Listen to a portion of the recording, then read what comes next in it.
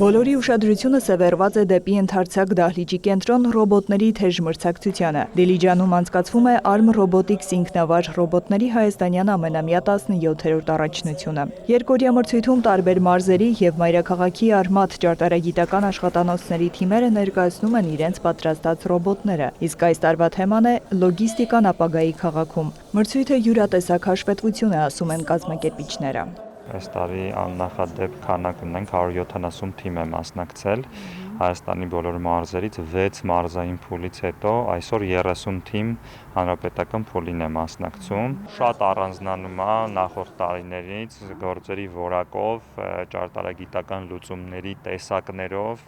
մի խոսքով մի նոր մակարդակ ենք հասել ամենակարևոր զարգացումը դպրոցների ձևավորումն է խմբավարների դպրոցը ռոբոտաշինությունը դառնում է ազգային սպորտաձև Մրցաշարը իրականացվում է Կրթության, գիտության, մշակույթի եւ սպորտի նախարարության աջակցությամբ։ Սարգիս Կարապետյանի խոսքով Արմաթը որպես կրթական ծրագիր պետություն մասնավոր գործակցության լավագույն օրինակ է։ Ամենամեծ արդյունքները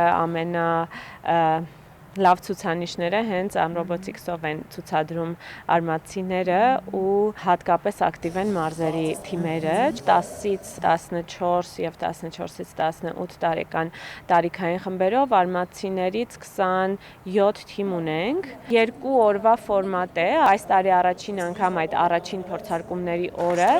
ժյուրին նաեւ գնահատում էր ռոբոտի ընդհանուր կառուցվածք, չափանիշներին համապատասխանել, թիմի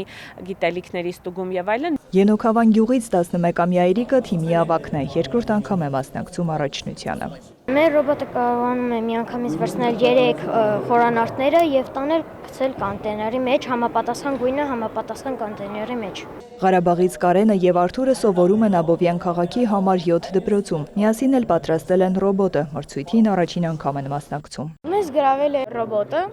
նրանով որ մենք որոշեցինք, որ կարող ենք ստեղծել մի լավ ռոբոտ, որն կտանի բոլոր 9 բեռերը։ Ռոբոտը մենք ստեղծել ենք մի քանի շաբաթվա ընթացքում։ Մեր ռոբոտը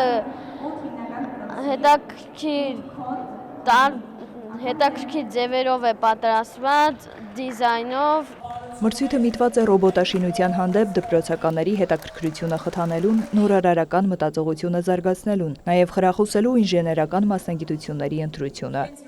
Նարեկ Ոսկանյան, Գայանեթ Համամյան, Վահեթ Համամյան, Լուրեր։